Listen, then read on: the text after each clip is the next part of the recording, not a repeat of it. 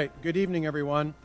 I'm Jim DeStefano, Diamond Bar's City Manager, and I'm pleased to welcome all of you to the 2016 State of the City Address presented tonight by Mayor Nancy Lyons. In a few minutes, we'll be welcoming Nancy to the stage. However, before Mayor Lyons begins her remarks, I want to recognize a few of our guests, starting with my bosses, the City Council of the City of Diamond Bar. Nancy is here, of course, but let me introduce Mayor Pro Tem Jimmy Lynn,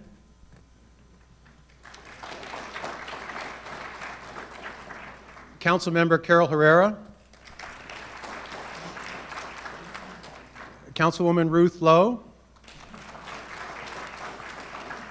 and Councilmember Steve Tye. And a shout out to former council members Jack Tanaka and Eileen Ansari, who join us this evening. From the Diamond Bar Planning Commission, we have Commissioner Ken Mock with us tonight. From the Traffic and Transportation Commission, we have Chairperson Ed Pecci and Vice Chairperson Surenda Mehta. From the Parks and Recreation Commission, Vice Chairperson Manisha Sulaki and Commissioner Lou Herndon. From the Three Valleys Municipal Water District, Board Member Joe Ruzicka. From the Walnut Valley Water District, President Scarlett Kwan, Vice President Ed Hilden, and General Manager Mike Holmes. And from the Walnut Valley Unified School District, who have a board meeting themselves tonight, Assistant Superintendent Michael Hodson. Thank you to those, and thank you to everyone for spending your Wednesday evening with us. The 2016 State of the City Address, presented again tonight by Mayor Nancy Lyons. By way of introduction, Mayor Lyons was elected to the Diamond Bar City Council in November of 2013. She was selected by her colleagues in December to serve the community as mayor for 2016. Prior to her election to the City Council, Mayor Lyons served 2 terms as a member of the Walnut Valley Unified School District Board of Trustees. Mayor Lyons strongly values education and community. In addition to her service as a trustee, she is a former member of the City Parks and Recreation Commission. She has also, for many years, taught college-level courses in mathematics and finance. Along with her public service record as an elected official, Mayor Lyons has extensive community service that includes serving more than 30 years as a member of the American Association for University Women, over 20 years of service with the Diamond Bar Friends of the Library, and 10 years of service with the Diamond Bar Women's Club. Mayor Lyons is also an active participant and strong representative of the City of Diamond Bar in regional organizations such as the San Gabriel Valley Council of Governments and the League of California Cities. She focuses principally locally, serves on a number of active city council committees. Specifically, her top priorities include promoting economic development and improving public safety. Therefore, Mayor Lyons serves as a member of the City Council committees on economic development and public safety. Tonight, among several topics that Mayor Lyons will touch on in her remarks, will be details about the city's progress in both of these areas. So, ladies and gentlemen, without further ado, let's please welcome Mayor Nancy Lyons.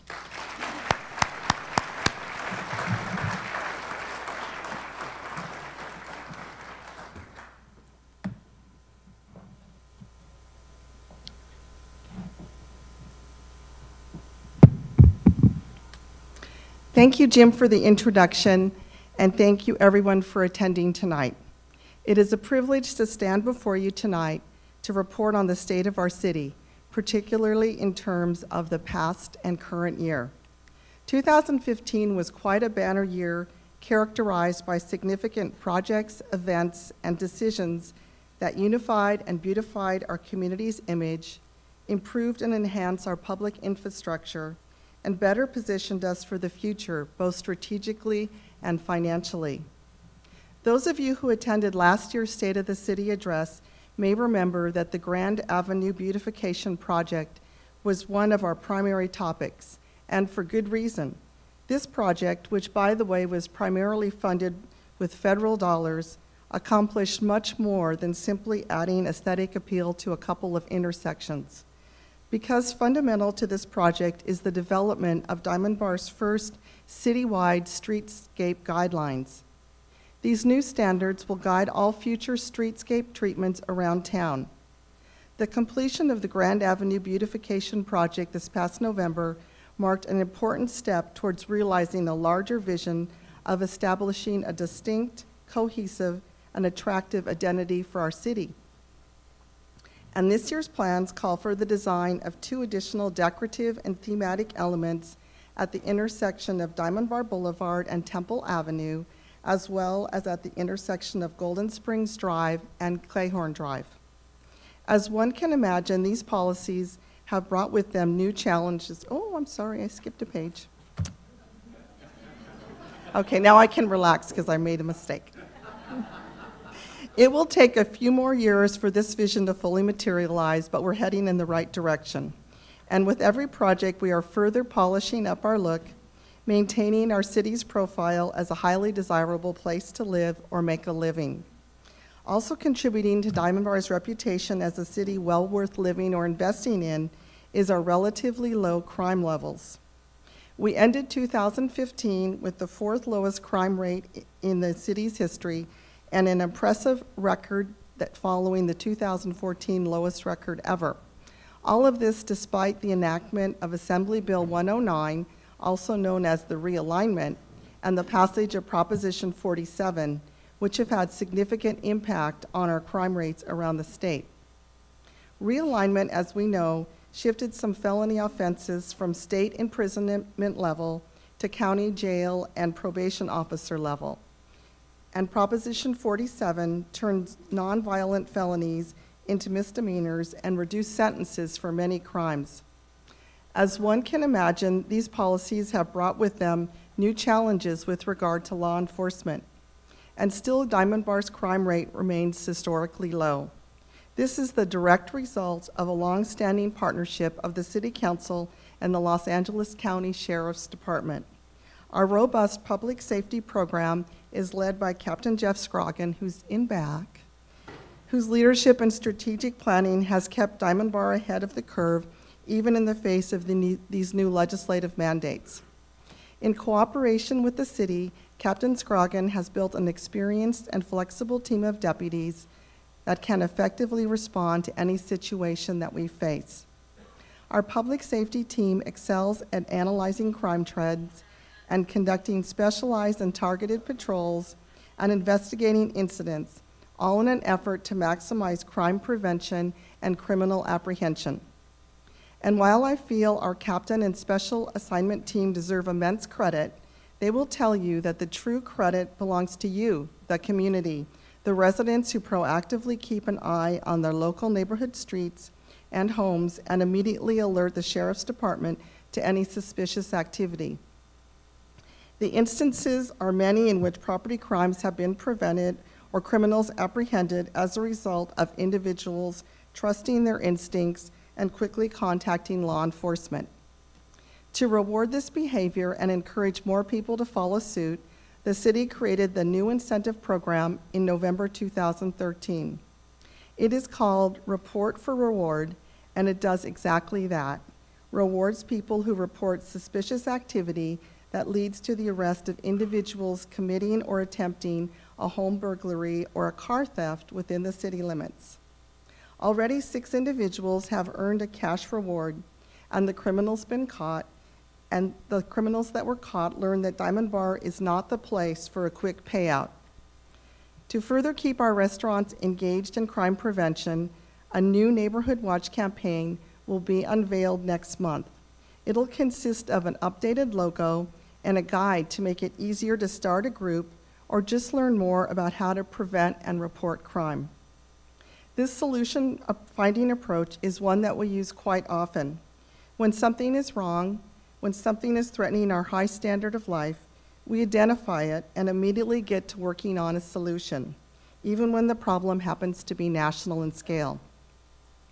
Take, for example, the infamous 2-mile stretch of highway where the Pomona Freeway and the Orange Freeway converge, known as the 5760 confluence.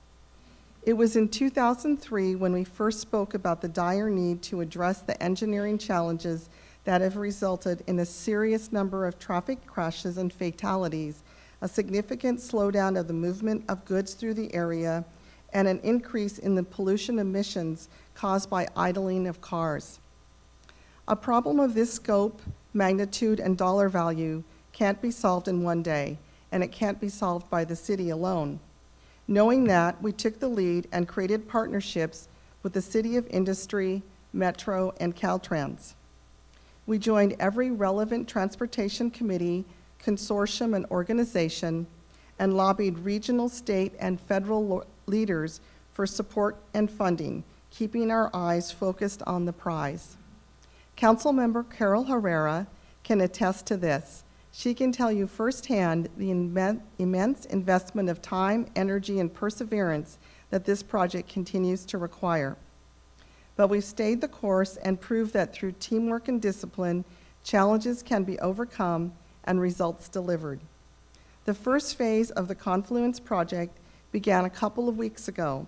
It involves the construction of a westbound State 60 on-ramp from Grand Avenue. The second phase, the construction of an off-ramp and auxiliary lane to Grand Avenue, will get underway in September of this year. The third phase, which consists of local improvements in the vicinity of Grand Avenue and Golden Springs, will start in the summer of 2017. The final phase, the most costly of all at $205 million, involves mainline improvements as well as the construction of bypass connectors and the widening of the Grand Avenue Bridge. With such a steep price tag, we certainly have our work cut out for us, but we remain fully committed to the task. Just this month, I joined a team of council members and city staff on a return trip to Washington, D.C. to continue fighting for the support and funding that this project deserves. We met with our congressional representatives and key staff from the U.S. Department of Transportation to reinforce the national significance of this project and identify potential federal transit funds or eligible grant opportunities. We learned that the newly authorized federal transportation bill, known as Fixing America's Surface Transportation Act, or FAST Act, signed by President Obama this past December, may offer such an opportunity. We're already underway with an application for Fast Lane Grant, which has a minimum award of $25 million. We're confident that our project will be a competitive entry, much like the city's Tiger Grant application that resulted in a $10 million award in 2014. The Confluence project isn't the only major transportation initiative that we're working on. There's another critical freeway improvement project that is fully funded and will enter construction phase this summer. Similar to the Confluence project, this improvement is the product of a collaborative effort. By teaming up with the City of Industry and working with Caltrans and the Federal Highway Administration, we have succeeded in raising funds necessary to construct a new interchange at Lemon Avenue. Much like the Confluence project, the Lemon Avenue interchange has been in the works more than 10 years. It has been a process that has involved numerous studies, reports, and analysis. The project design was completed this month, and the construction of what will be a new three-legged interchange at Lemon Avenue will start this August. Once this new interchange is built, the eastbound off and on ramps at Brea Canyon Road will be removed.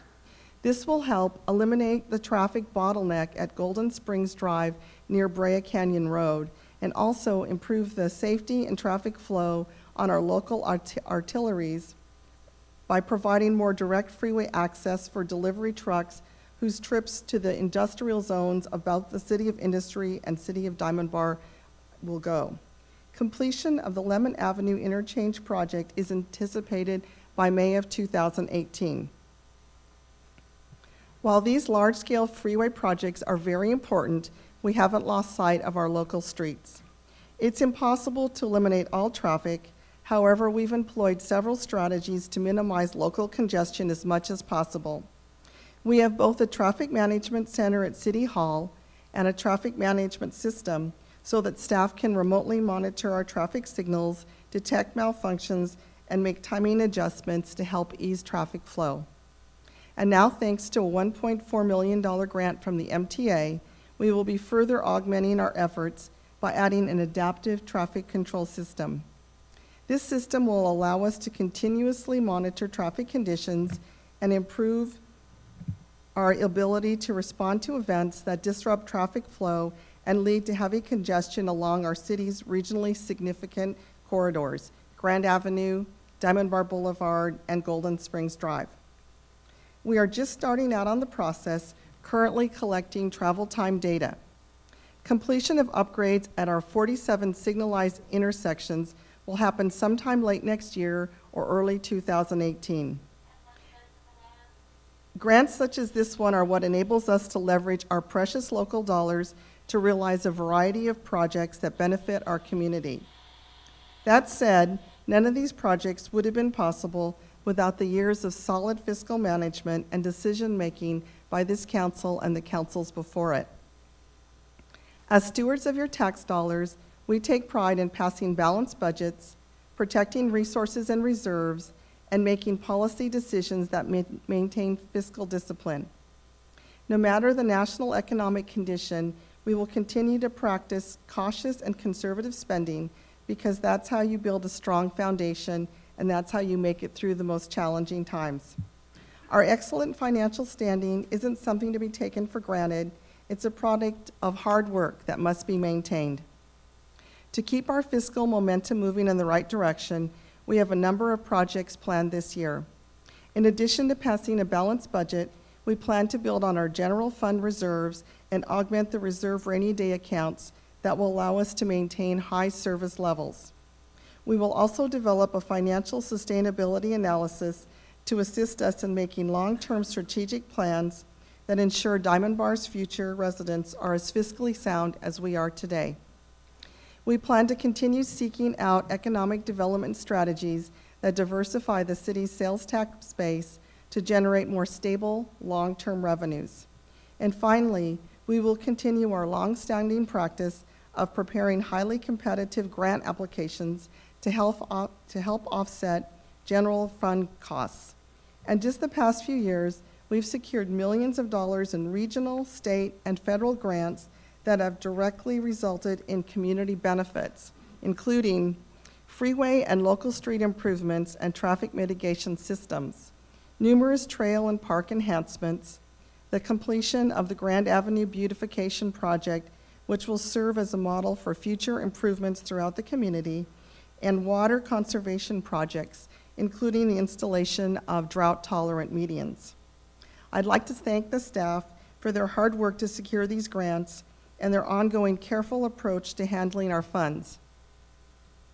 The financial planning I've just detailed is the reason why we're able to deploy an effective community police force and enjoy a safe community with pothole-free streets, beautiful parks and facilities, and opportunities to grow and improve in the coming years. As the nation has recovered from the economic downturn of 2008, Diamond Bar's economy is moving in a positive direction, with quality development projects underway. Following on the heels of the 180-home Willow Heights housing project, the 99-unit South Point condominium project is now underway. Both of these high-quality projects will add to our park space, serving existing and new residents alike. Diamond Canyon Park, adjacent to Willow Heights, is expected to open sometime this summer, and the construction of Larkstone Park next to South Point will begin in a few months. We've also seen an increase in local economic development opportunities, particularly in the retail and development sectors, with new shops and restaurants popping up all over town. The grand opening of nationally known anchors like Walmart Neighborhood Market and Smart & Final Extra have led the way, joining other nationally recognized businesses like Target and See's Candy as key players in the local retail community. We've also welcomed new restaurants to the fold, including Daifoku, Diliwala, Encore Teppan, and Jasmine, the city's first Mediterranean and Persian restaurant. These new destinations join local favorites such as Whole Enchilada, Kayala, and Chili's among the more 100 different restaurants that call Diamond Bar home. And at the Target anchored shopping center, construction of a new 5,000 square foot retail center is nearing completion. It will feature 3 new tenants, a drive-through Starbucks, a Jimmy John's sandwich shop, and a T-Mobile retailer. We're also expecting the grand opening of a Waba Grill at the corner of Grand Avenue and Diamond Bar Boulevard. We anticipate these businesses to be open to the public in the second quarter of this year. Attracting new and quality retailers and restaurants is not an easy task. There are so many factors at play, and so many of them are outside our control, but that doesn't mean that we'll stop trying. As such, we're currently in the midst of discussions with the owner of the former Kmart property to redevelop the site with new and diverse set of nationally known shopping and dining options. While it's too early to name names, and I know that's why some of you are here, I'm sorry, I'm confident that this project will boost sales tax revenue by offering residents new options to shop locally. At the same time as we pursue new businesses in town, we are also committed to supporting our existing business base. The city's Economic Development Committee, which I spearhead this year, and the City Manager's Office have launched a new initiative to increase dialogue and forge stronger ties with our business leaders. The initiative consists of visiting with top businesses for open-ending, face-to-face meetings. These visits are purposefully casual in nature in order to incur a candid conversation where anything can be discussed, whether it be projects, ideas, or concerns. We just started our meetings last month, but so far they've been met with a warm welcome. I'm confident these informal get-togethers will not only keep the lines of communication open, but also lead to productive insights. Earlier, I mentioned several national brands that we have welcomed to our community. However, I have to say that when it comes to shopping or dining, I'm a strong proponent of balance. Franchises are great. They bring familiarity, convenience, and consistency. But there is equal value in startup companies and independent restaurants.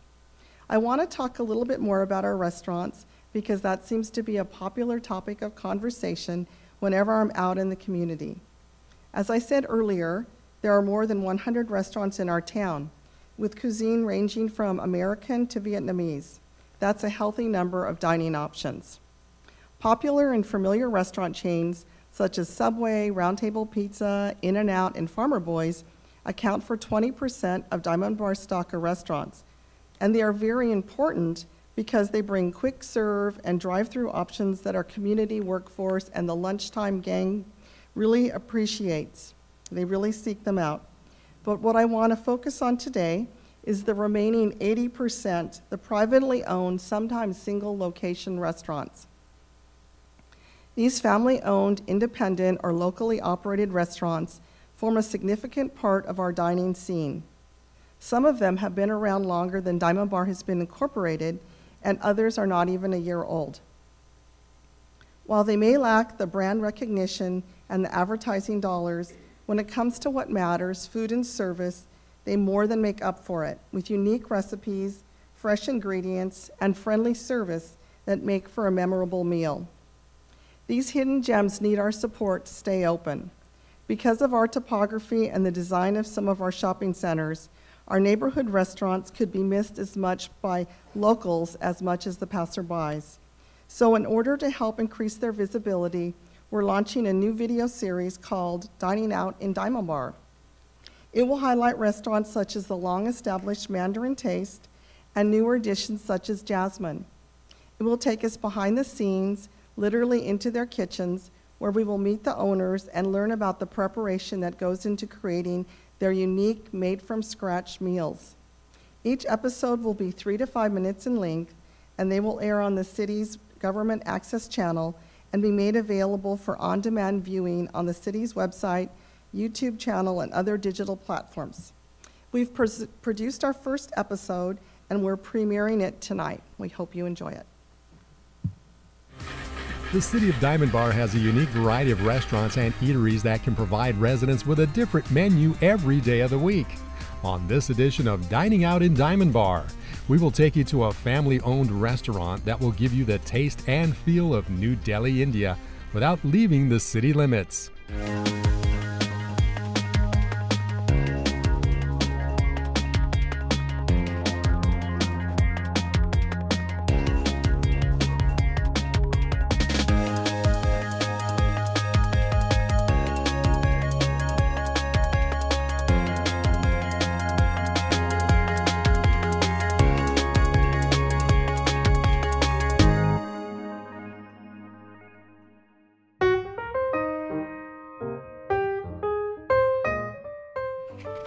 Really tired of the same old thing.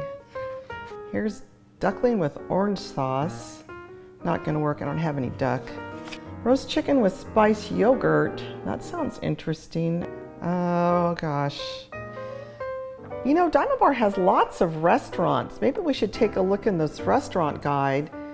So maybe we'll try one of these places. Oh, there's the Dilliwala Indian Kitchen. Why don't we try that one? It's a dining destination that many in the community are talking about. The Dilliwala Indian Kitchen has been serving up some of the most savory of Indian cuisine, and Mayor Nancy Lyons will give us an inside look at this eatery through the guidance of Chef Maninder Tay. Hello, Chef Maninder. Hi Mayor, how are you? I'm very good. Thank you for having me. Welcome to Dilliwala. Thank you. Please. Yeah, these are the burners. We cook all the curries here. And this is the traditional Indian oven. It's a clay oven. We cook all the fresh breads here. Oh, you cook the bread in there? Yeah. Oh, on a some kind of a sheet, or do you put it right on the? No, I'll show you one. Okay. And it's like a pizza dough. Mm-hmm. Same way we roll, like a pizza. And then we, instead of flipping, we just do it on the hands. Mm-hmm.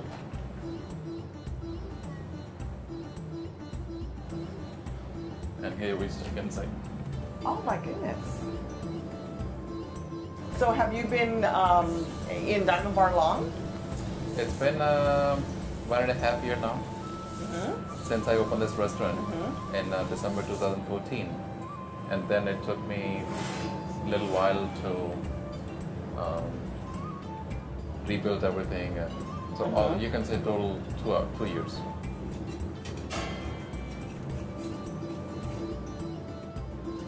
Here's the bread. Oh, that is beautiful.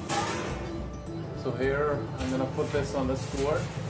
So have these been marinating? Yes. Or, okay, all right. We marinate this meat chicken for 24 hours Okay.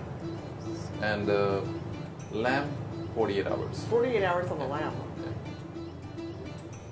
This is another reason we don't make this at home.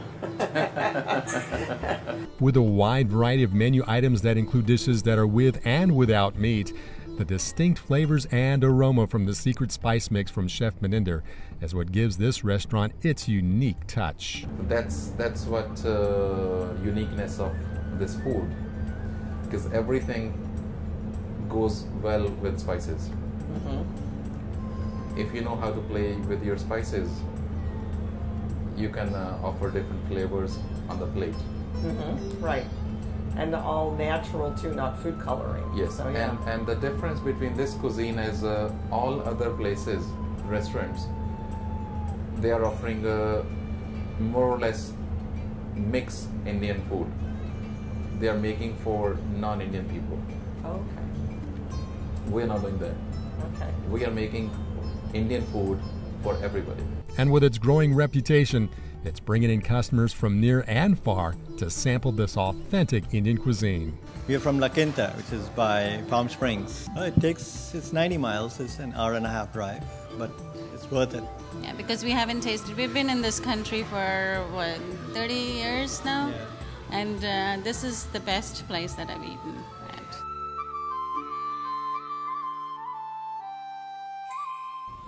So here's the chicken, what we just made it in the oven. Oh, that looks good.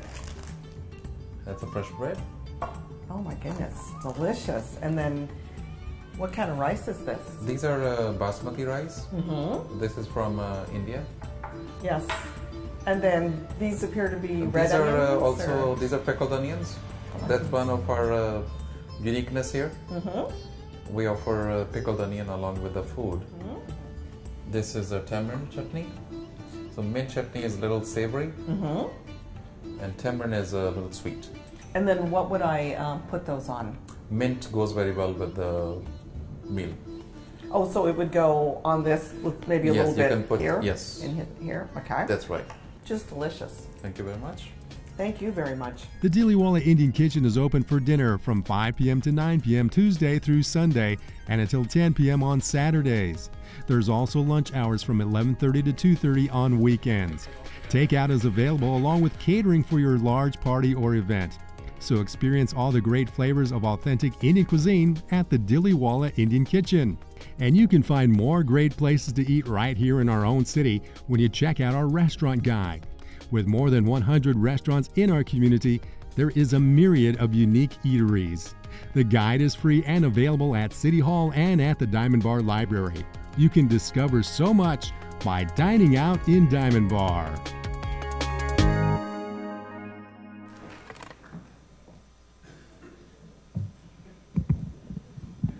I have to say that was a lot of fun. Chef Menander was really a great guy. So it was a lot of fun getting to know him and his family and sampling several of their dishes. Actually, I think I sampled 15 of their dishes the 3 times I was there, one of which was with Patty Ty, and she helped me. One of my favorites was the Hari Ali chicken tikka, so I recommend you try that. And he's no longer here, but I want to take this opportunity to thank Chef Menander, the owner and chef, for his hospitality and his culinary contributions to the Diamond Bar scene. The hot appetizers that we enjoyed tonight were skillfully prepared by him at his restaurant, and we thank him for bringing them here. Yes. So it's my hope that you leave today with a new view and appreciation of Diliwala and all of our other restaurants, and that tomorrow, instead of packing a lunch or stopping for dinner at your usual spot, you'll consider calling up your spouse or a friend and trying out a new restaurant in town. I'm also excited to share that in addition to these new monthly video features, we're planning Diamond Bar's first ever Restaurant Week event. We're still sorting out the details and working on a plan to enlist restaurants, but we're aiming to hold the one-week promotion in October. Once our program comes together, we'll be sharing all the details via the city website, the newspaper, and other communication mediums. I'm excited about Diamond Bar, where we're at and where we're going, and I'm proud of what we've achieved in the 27 years since we've been incorporated. Not just the council, not just the staff, but everyone, the residents, the business owners, and the volunteers. Because it's really the sum of all of the efforts that give shape and taste and flavor to our community. We have a unique opportunity coming up this year as we plan the city's first comprehensive update to our general plan, which dates back to 1995. In short, the general plan, which is required of all cities per state law, is a blueprint for fiscal, social, and economic development of a city. It is a time and resource-demanding process, but it's also very exciting. Our existing plan is more than 100 pages in length and compromises approximately 325 goals and objectives with regard to every aspect of Diamond Bar living, from open space to housing to mobility. As intended, it has guided our city during these past 20 years. Every single goal and objective outlined in the plan has either been implemented or seriously looked into. And while the new challenges and opportunities have certainly emerged during the past 2 decades, I would venture to say that the overarching visions of our community from 1995 still hold true today. We're still dedicated to maintaining and enhancing our physical appearance. We're still concerned about the preservation of open space. We're still committed to solving or mitigating traffic issues. We're still motivated to facilitating economic development, to enhance local shopping, dining efforts, to create job opportunities and boost sales tax revenues. We're still in favor of quality and diverse housing stock. And while we're still fans of going above and beyond simply delivering basic government services, we want to truly create an environment that generates and celebrates community pride and spirit. Ladies and gentlemen, the state of our city is robust, and our future looks equally promising. Thank you for joining us tonight, and good evening.